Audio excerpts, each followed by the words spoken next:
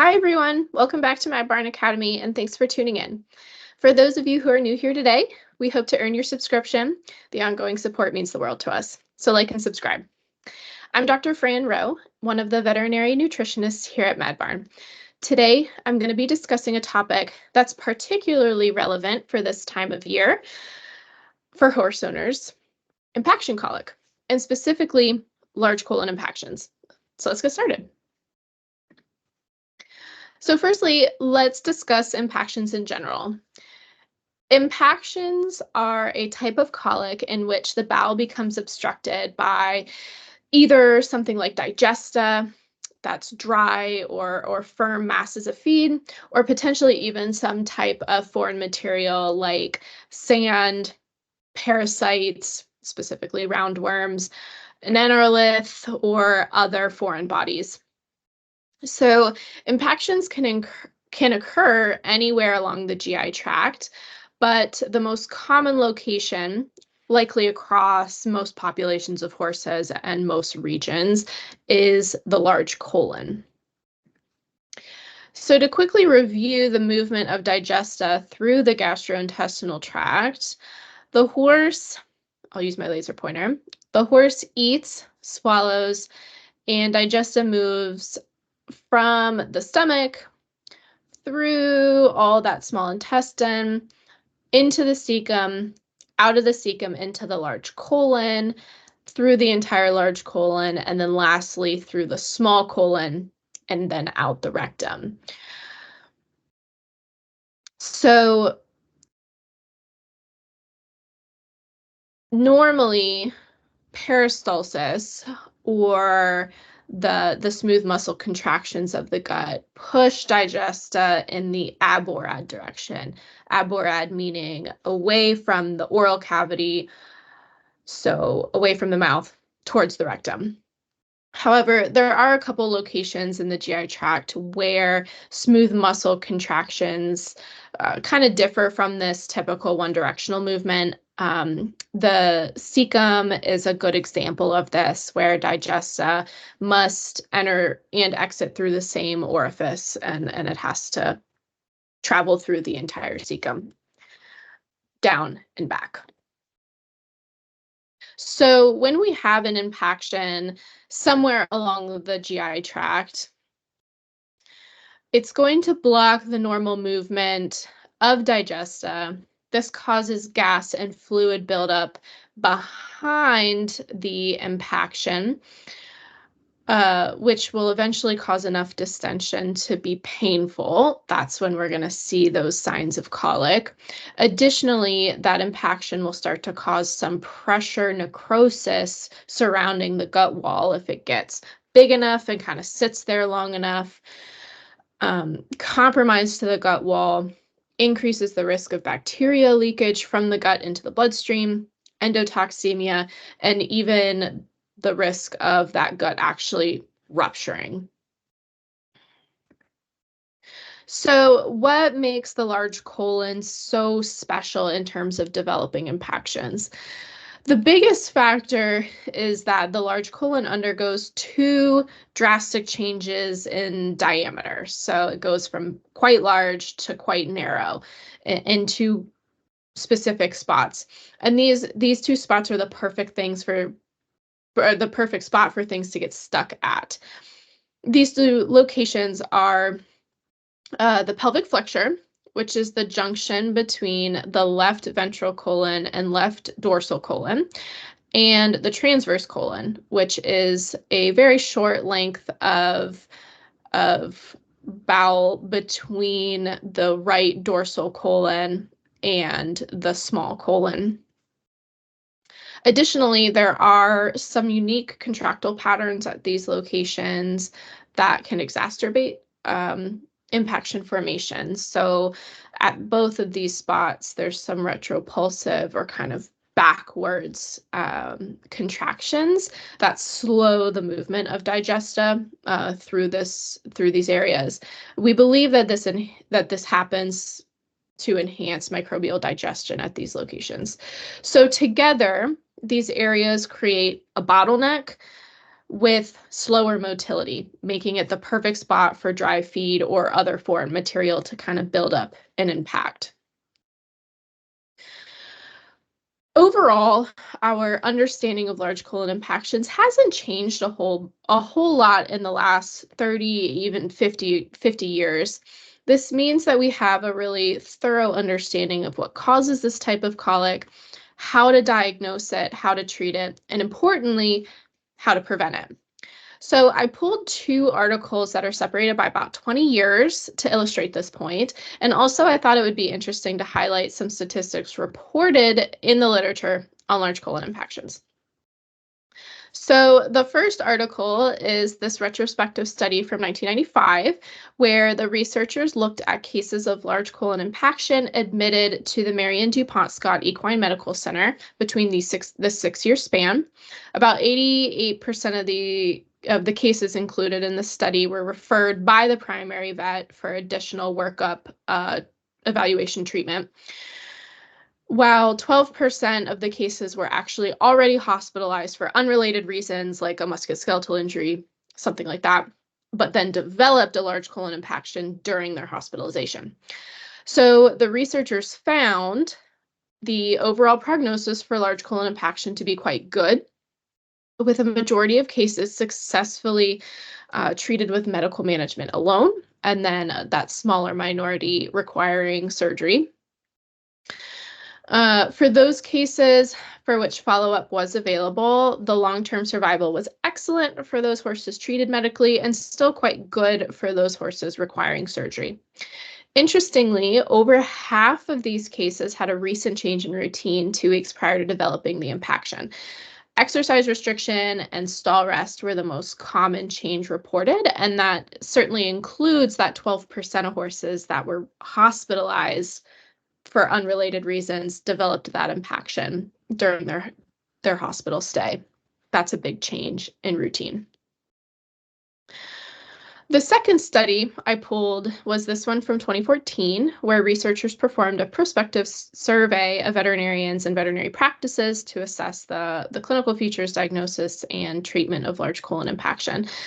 Their findings were really very similar to those reported in the previous study 20 years prior. So overall, the prognosis for large colon impaction is still very good. The vast majority of horses being treated successfully with medical management alone. Of the cases for which information on management was provided, over half had a recent change in management, like changes in diet, stall rest, or increased time stalled. Additionally, of the cases for which season was noted, the majority occurred in winter, which we sort of already recognize anecdotally from personal experience. So what's the biggest takeaway we can kind of add to our knowledge bank from these two articles? For me, it's that a majority of large colon impactions are related to management or changes in management, which means that they're going to be preventable if we're careful about how we undertake those changes. Now, of course, change is inevitable. Just our day-to-day management of our horses changes with the changing seasons. So how can we take this knowledge and kind of put it into practice? So we know that impactions occur due to a combination of altered GI motility and dry digesta, or foreign material. And this can be a bit of the chicken or the egg scenario, meaning we're not always certain which came first. Did something slow down motility first, or did the digesta become too dry and start to get stuck and then motility slowed down? Either way, we certainly understand that these two factors exacerbate one another and things can quickly snowball into a full-blown impaction.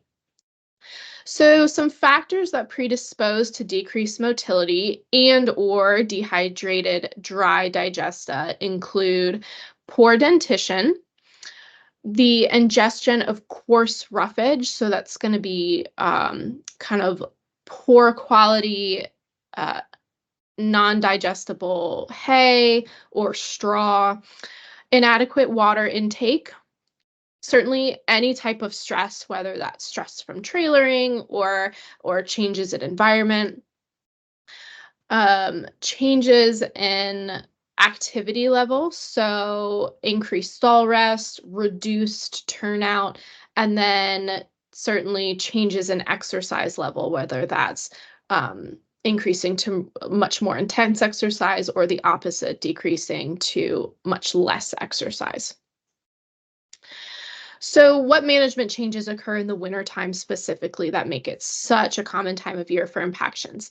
I think it comes down to three main management changes: changes in forage, drinking behavior, and activity. So, under the forage umbrella, it's the winter time's a common time of year that we're transitioning away from pasture and onto a hay only diet. It's also a common time for a lot of horse owners to switch to a new batch or a new cutting of hay from the new season.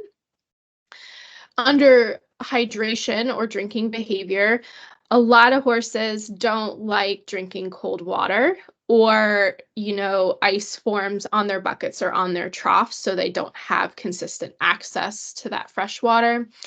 And then for changes in activity, wintertime is commonly a time when horses are kind of in their off season, less exercise. They may be, in their stall more often, or at least kind of standing around in their run and shed due to inclement weather and things like that. So, what can we do to reduce the risk of wintertime impactions? For forage, if possible, we can avoid feeding forages that are coarse, stemmy, and poorly digestible. Since we don't always have great control over the hay that we have available to us to feed, if that's unavoidable, we can consider supplementing the diet with more digestible feedstuffs, such as soaked forage cubes or pellets, beet pulp, rice bran, those sorts of things. And then certainly don't forget the importance of a dental exam performed by your veterinarian to identify any issues that might make it hard for the horse to chew their hay well. And that's particularly a concern for senior horses that start to show a lot of wear in their mouth. Under the hydration umbrella, monitoring water intake and noting when intake is lower than expected is a great place to start. Using water heaters or heated buckets to keep the water at a more preferred temperature and encourage adequate hydration. And then certainly not letting any ice accumulate on buckets or troughs. And then using salt or electrolytes to encourage drinking. You can add 1 to 2 tablespoons of plain table salt to your horse's meal each day if they're about average sized, 1,100 pounds or 500 kilograms. Under the activity umbrella, encouraging movement and activity helps promote normal GI motility. So budgeting for regular exercise and or turnout daily is really important. It doesn't have to be a lot of exercise necessarily or intensive exercise. For horses kept outside, providing multiple feeding stations away from the run and shed and water to encourage movement between these common areas can kind of keep them moving and keep them a little bit more active. So lastly, we'll finish today with a reminder of what to watch for and when to call the vet if you're concerned that your horse has developed an impaction. In most cases, horses will present with really only mild signs of discomfort, mild signs of pain, unless the impaction becomes severe enough to be compromising the gut wall or the colic becomes complicated, such as if there's concurrent displacement, for example. Then these horses aren't going to be violently painful or markedly sick.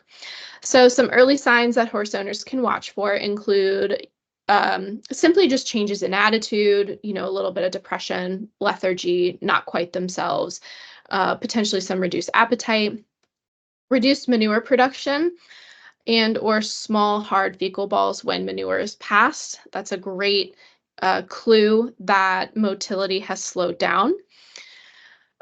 Mucus-covered manure, signs of abdominal discomfort that we're used to looking for, flank watching, stretching, laying down more, things like that.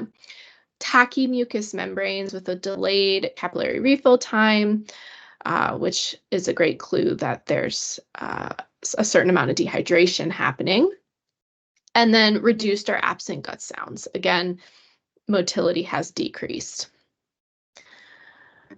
All right, so references for today, and thanks for listening. I hope that you found this quick presentation helpful and have a better understanding of large colon impactions. If you like today's discussion, like and subscribe, and be sure to check back for new videos. Until next time, thanks.